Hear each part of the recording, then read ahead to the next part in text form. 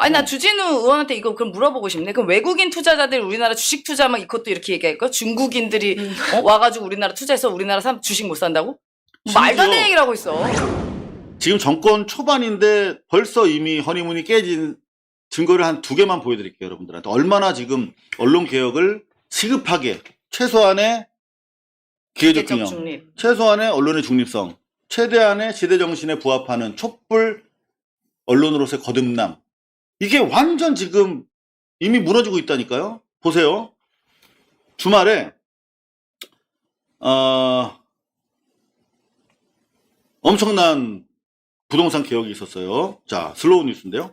문재인 정부 부동산 규제 28번 다 합친 것만큼 강력하다. 슬로우 레터 6월 30일. 네, 여기 보시면 이제 수도권 대출 제한을 6억으로 딱 잡았어. 네. 이거는 뭐 얄짤 없어. 어? 네. 이게 어마어마하게 이미 시장이 지금 벌써 반응하고 있잖아요. 자, 경향신문. 대출 6억 한도 옥죄자 서울 아파트 매매 뚝. 무려?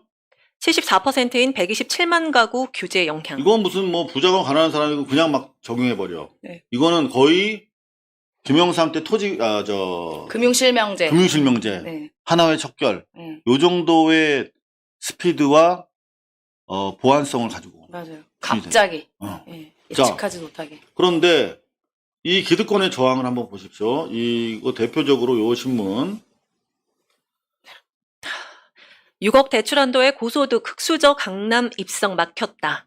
흑수저가 뭐지? 고소득 흑수저. 그러니까 고소득 부모들한테 물려받은 거 없이 본인 능력으로 연봉 높은 사람들 이렇게 이야기하는 건데. 처음 들어봐요, 저는. 예. 그냥 언론에서 만든 프레임이에요. 만든 거예요. 흑수저란 말을 계속 쓴 겁니다.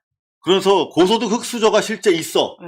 어떤 사람이냐면 댓글을 통해서 내가 고소득 흑수저인데 나 진짜 짜증나 하는 댓글이 있어서 가져와 봤는데 이런 분이 고소득 흑수저래요. 제목이? 반포 영끌러 가보는 이번 정책. 네. 한 달 전에 영끌로 반포 계약함. 부부 합산 소득 6억 이상이고 ITB 50% 최대로 대출받음. 아, 그러셨구나. 이번 정책은?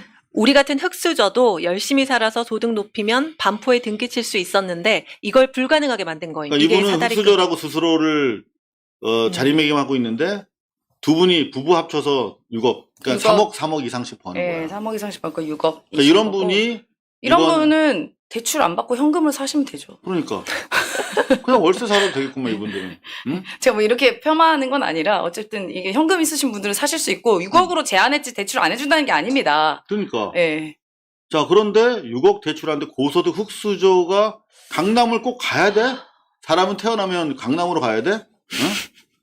이거는 정말 악의적인 기사인데 이게 한두 군데가 아니라 서울경제가 저렇게 기사를 쓰니까 다 따라 쓰는데 반나절 정도 매를 맞더니 제목이 바뀌었어요. 원래는 6억 대출 한도에 고소득 흑수저 강남 입성 막혔다에서 강남 3구 마포성동 직격탄 전월세 가격 급등 부를 수도.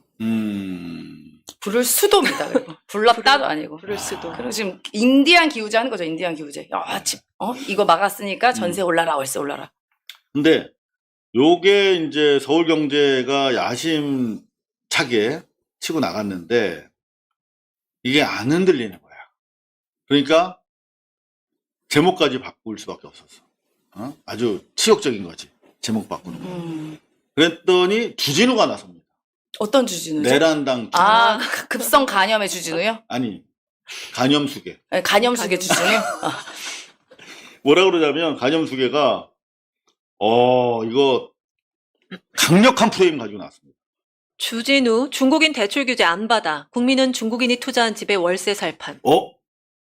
중국인이 함중- 우리나라에서 대출 받아요? 근데? 혐중 프레임을 네, 혐중 가지고 바로 왔어. 들어왔네요. 그래서 뭔 소리야? 대출 규제를 안 받는다고 중국인은? 중국인이 어떻게 우리나라에서 우리나라 신용대출 같은 거 못 받을 거 아니야, 더구나. 네. 그랬더니 중국에서 받아오면 중국에서 빚낸 거 가지고 사는 걸 못 막는다는 거야. 그건 투자 아닙니까? 우리나라에다가? 아니 그 돈의 출처가 우리가 알 게 뭐야? 아니 그거는 외환이 들어오는 거지. 우리나라에 외환 그리고 유치가 되는 거죠. 그 중국 아니라 미국인들 네.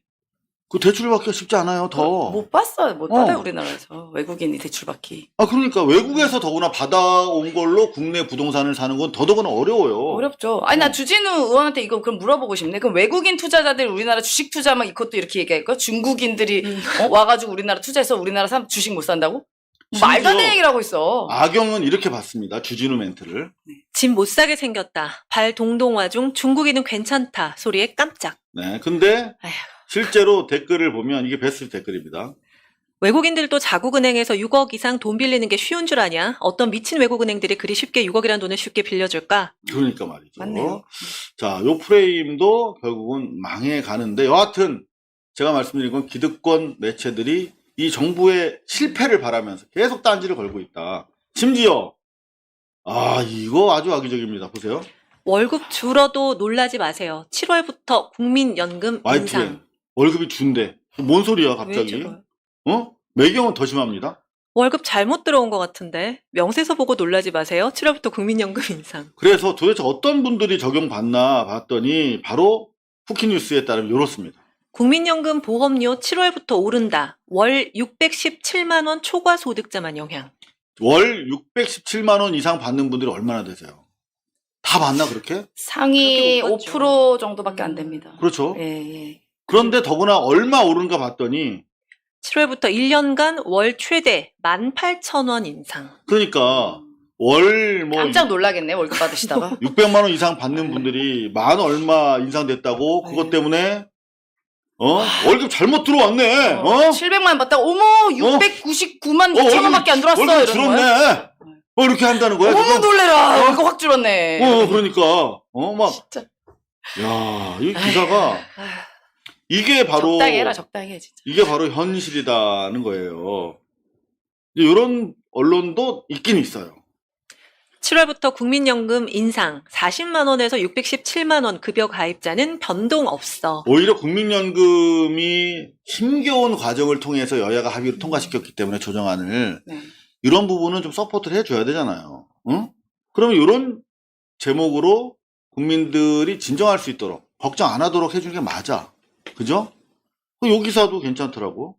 응? 현대경제신문.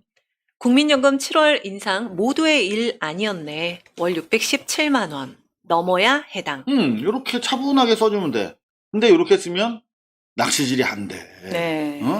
이렇게 써야 낚시질이 되고 그래야만 1억 아니다 1조 3천억에 달하는 네. 정부 광고를 집행할 때 얘네한테 돈이 많이 가는 거야.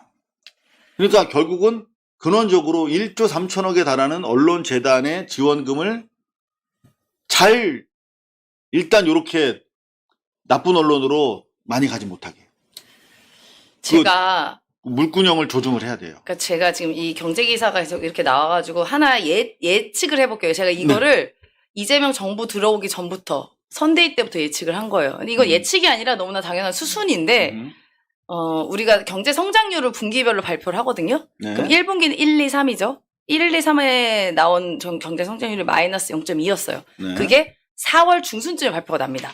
그러면은 1분기 마이너스예요. 그럼 이제 자 2분기는 4, 5, 6이에요. 지금 6월 오늘이 마지막이죠. 네. 그러면은 7월 중순쯤에 2분기 성장률이 나올 거예요. 이번에도 아마 마이너스 겁니다. 왜냐하면은 그 비상계엄 여파가 이어지고 있으니까. 계속 이어지고 있어요. 이게 비상계엄이 한 달이 아니라 그냥 쭉 이어져서 내수랑 연결이 되기 때문에 아마도 2분기 연속 마이너스를 기록할 거예요. GDP가. 그러면 우리 경제에서 그 정의가 2분기 연속 마이너스 GDP가 달성이 되면 그거는 경제 위기로 그 정의를 합니다. 경제 침체로 정의를 해요. 그러면 자, 그럼 이제 이재명 정권이 들어선 지 이제 한 달이 안 됐습니다. 딱 한 달 후가 됐을 때가 이 경제 지표가 나올 거예요. 그럼 바로 제목이 이렇게 나올 겁니다. 이재명 정부 경제 성장률 마이너스. 경기 침체 시작. 이런 식의 기사가 나올 거예요. 이재명 정부 첫 경제 성장표 GDP 마이너스. 자, 2분기 연속 GDP 마이너스. 경기 침체의 암흑 신호. 이런 식으로 나올 겁니다. 7월 중순쯤에. 자, 여러분 제 말 만나 보십시오. 네. 근데 지금의 지표는 전부 다 윤석열 정권 때의 근데 실제로 지표고요. 네. 이 선행 지표들 보면 네. 지금 투자라든가 소비가 다시 지금 뭐 일어나려고 움직인다. 조금씩 움직이고 있죠. 네. 근데 그런 것들은 당장 반영이 안 되는 거잖아. 그거는 시차가 최소 아무리 짧아야 3개월, 6개월. 렉이라는 게 걸려, 경제 그래서 렉이라는 지금 게. 이재명 대통령이 대단히 속도전을 벌이면서 네. 경기 부양을 하려고 노력을 하는 거지 않습니까? 네, 맞습니다. 추경도 빨리 통과시키려고 가서 시정 발언도 하고. 자, 언론들 그래서 개혁이 필요하다라는 말씀 다시 한번 드립니다. 심지어 해외 언론도 난리야. 부정선거론 한국계 법학자 이재명 소년원 복역 허위사실 유포. 뭔 소리야. 이게 어느 거냐면 종양일보 같은 경우는 아예 이런 기사도 씁니다. 국제선거감시단 6.3 한국대선 부정선거 확실. 깜짝 놀라셨죠? 이게 미주중앙일보야. 미주중앙일보. 이게 June 27th, 그죠? 엊그저께네요. 네, 얼마 안 이거 됐네요. 최근 신문에서 아직까지 미국에서 이러고 있어요. 심지어 이런 활동들 하고 있고, 한국 6.3 부정선거를 고발한다. 뉴욕 한인 동포 간담회. 여기 보면 누가 나옵니까? 민경우, 모리스탄, 모리스탄. 박주현 변호사. 네, 요분들. 주간이 더 웃기네요, 주간. 뉴욕 専문지. 아니, 주간이 이승만 건국기념회, 음. 박정희 기념사업회, 구국동지회. 구국동지회. 약간 리박스쿨 냄새가 푹푹 네. 나는 그런 단체들인데, 실제로 외국에서 저런 식으로 모스탄, 고든창 이런 고구적 인사들이 한국의 부정선거 그리고 이재명 대통령에 대한 허위 사실을 이렇게 공표하면서 해외에서 국내로 역수출을 지금 뉴스를 하고 있거든요. 이런 것도 우리가 경계를 해야겠다.